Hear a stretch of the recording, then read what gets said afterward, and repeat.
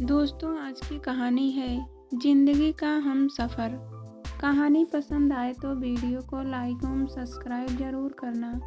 उस दिन सुबह ही मेरे घनिष्ठ मित्र प्रशांत का फ़ोन आया और दोपहर को डाकिया उसके द्वारा भेजा गया वैवाहिक निमंत्रण पत्र दे गया। प्रशांत की बड़ी बेटी पल्लवी की शादी तय हो गई थी।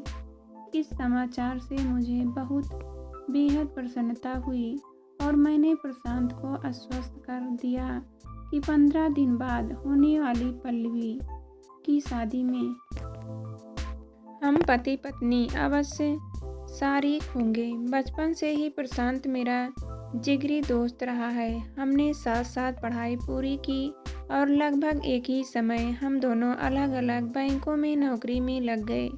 हम अलग अलग जगहों पर कार्य करते रहे, लेकिन विशेष त्योहारों के मौके पर हमारी मुलाकातें होती रहती।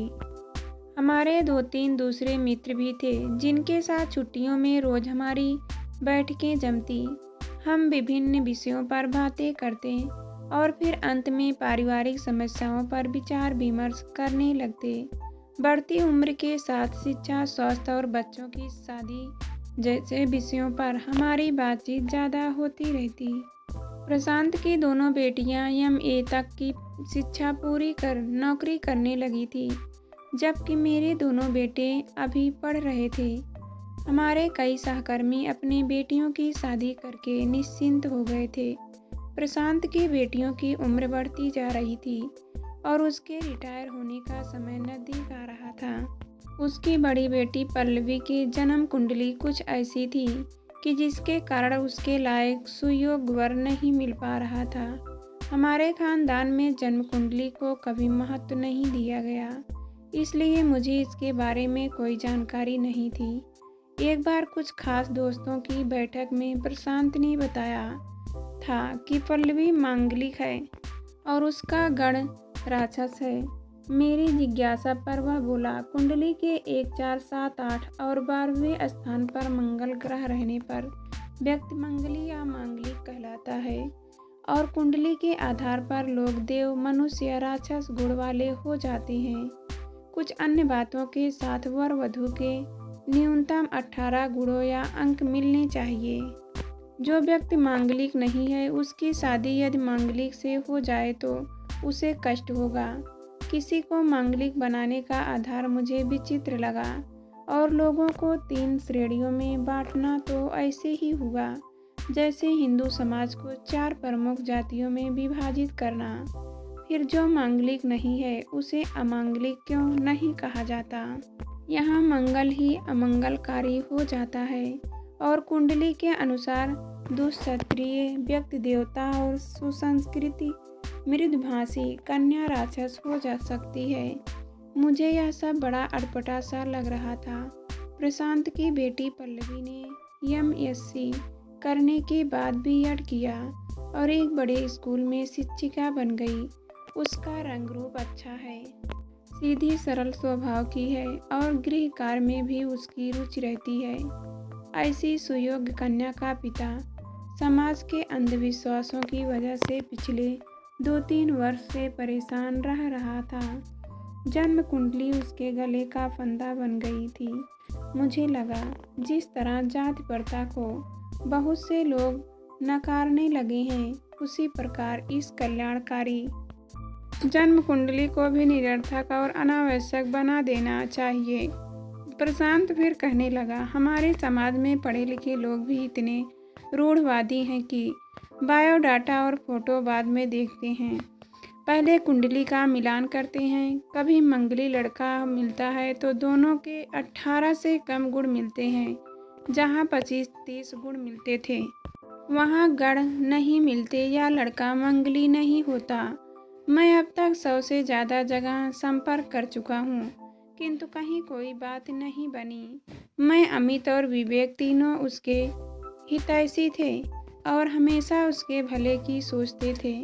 उस दिन अमित ने उसे सुझाव दिया कि किसी साइबर कैफे में पल्लवी की जन्मतिथि थोड़ा आगे पीछे करके एक अच्छी सी कुंडली बनवा लेने से शायद उसका रिश्ता जल्दी तय हो जाए।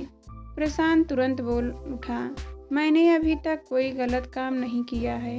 किसी के साथ कोई धोखाधड़ी मैं नहीं कर सकता। मैं किसी को धोखा देने की बात नहीं कर रहा।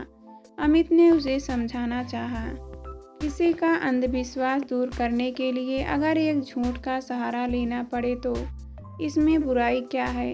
क्या कोई पंडित या ज्योतिषी इस बात की गारंटी दे सकता है कि वर और कन्या की कुंडलियां अच्छी मिलने पर उनका दाम्पत्य जीवन सफल और सदा सुखमय रहेगा? हमारे पंडित जी जो दूसरों की कुंडली बनाते और भविष्य बतलाते हैं, स्वयं 45 वर्ष की आयु में विधुर हो गए। एक दूसरे नामी पंडित का भतीजा शादी के महज 5 साल बाद ही एक दुर्घटना का शिकार हो गया। उसके बाद उन्होंने जन्म कुंडली और भविष्यवाणियों से तौबा ही कर ली। वह फिर बोला, मेरे माता पिता 80-85 वर्ष की उम्र में भी बिल्कुल स्वस्थ हैं, जबकि कुंडलियों के अनुसार उनके सिर्फ 8 ही गुण मिलते हैं। प्रशांत सब सुनता रहा, किंतु वह पल्लवी की कुंडली में कुछ हेर फेर करने के अमित के सुझाव से सहमत नहीं था। कुछ महीने बाद हम फिर बोले। इस बार प्रशांत कुछ ज़्यादा ही उदास नजर आ रहा था। कुछ लोग अपनी परेशानियों के बारे में अपने निकट संबंधियों या दोस्तों को भी कुछ बताना नहीं चाहते। आज के ज़माने में लोग इतने आत्मकेंद्रित हो गए हैं कि बस थोड़ी सी हमदर्दी दिखाकर चल देंगे। उनसे निपटना तो खुद ही होगा। हमारे छेड़ने पर वह कहने लगा कि पंडितों के चक्कर में उसे काफ़ी शारीरिक कष्ट तथा आर्थिक नुकसान उठाना पड़ा और कोई लाभ नहीं हुआ। 2 वर्ष पहले किसी ने काल सर्प दोष बताकर उसे महाराष्ट्र के एक प्रसिद्ध स्थान पर सोने के सर्प की पूजा और पिंडदान करने का सुझाव दिया था। उतनी दूर सपरिवार आने जाने, होटल में 3 दिन ठहरने और सोने के सर्प सहित दान दक्षिणा में उसके लगभग 20,000 रुपये खर्च हो गए। उसके कुछ महीने बाद एक दूसरे पंडित ने महामृत्युंजय जाप और पूजा हवन की सलाह दी थी। इसमें फिर 10,000 से ज़्यादा खर्च हुए। उन पंडितों के अनुसार पल्लवी का रिश्ता पिछले साल ही तय होना निश्चित था। अब 1-1.5 साल बाद भी कोई संभावना नज़र नहीं आ रहा था। मैंने उसे समझाने के इरादे से कहा, तुम जन्म कुंडली और ऐसे पंडितों को कुछ समय के लिए भूल जाओ। यजमान का भला हो ना हो, इसकी कमाई अच्छी होनी चाहिए। जो कहते हैं कि अलग अलग राशि वाले लोगों पर ग्रहों के असर पड़ते हैं, इसका कोई वैज्ञानिक आधार है क्या? भिन्न राशि वाले एक साथ धूप में बैठे तो क्या सबको सूर्य की किरणों से विटामिन डी नहीं मिलेगा? मेरे दोस्त, अपनी जात के इरादे से बाहर निकलकर ऐसी जगह बात चलाओ जहाँ जन्म कुंडली को महत्व नहीं दिया जाता। मेरी बातों का समर्थन करते हुए अमित बोला, कुंडली मिलाकर जितनी शादियाँ होती हैं उनमें बहुएं जलाने या मारने, असमय विधुर या विधवा होने, आत्महत्या करने, तलाकशुदा या विकलांग अथवा असाध्य रोगों से ग्रसित होने के कितने प्रकाशित मामले होते हैं। ऐसा कोई सर्वे किया जाए तो एक चौंकने वाला तथ्य सामने आ जाएगा। इस पर कितने लोग ध्यान देते हैं? मुझे तो लगता है इस कुंडली ने लोगों की मानसिकता को संकीर्ण एवं सशंकित कर दिया है। सब बकवास है।